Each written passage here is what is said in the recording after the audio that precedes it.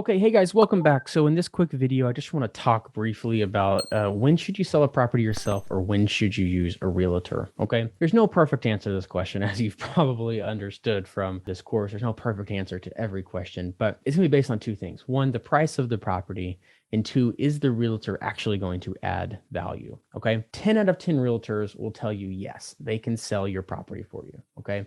Even if the only thing that realtor's ever done is houses. Or maybe they've never actually done a deal, right? You don't really know. So when you're trying to decide on using a realtor, first things first, you got to find one that's going to add value. So that's somebody who's got experience in the local land market. Okay. They've got experience in the local land market.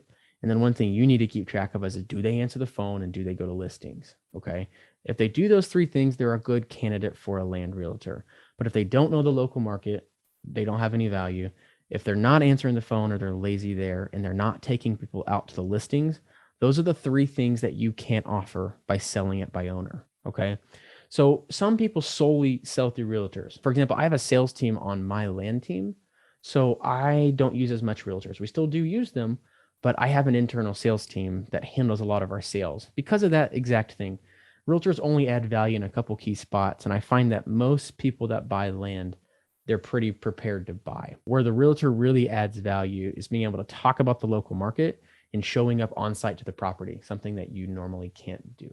Okay. So that's really the separation. Now, price point, if you're under $100,000, a realtor is going to want to charge you 6 to 10%, maybe 11 even, just because the deal is not that big. And so their commission is not going to be very big, especially if they just did 3% like they normally did. Think about that, $50,000.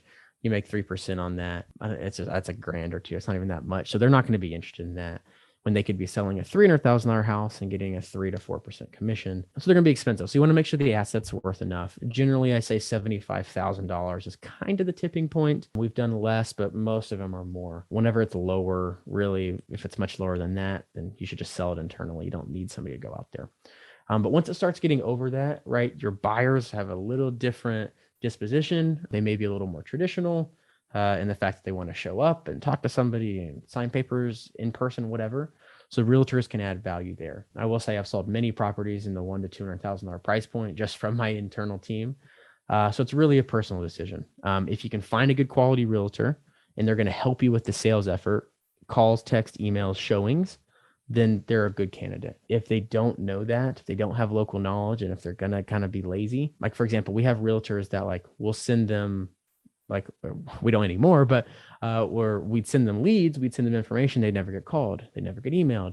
Somebody would say, hey, I need to go out to this property. And oh no, it's an hour from the realtor.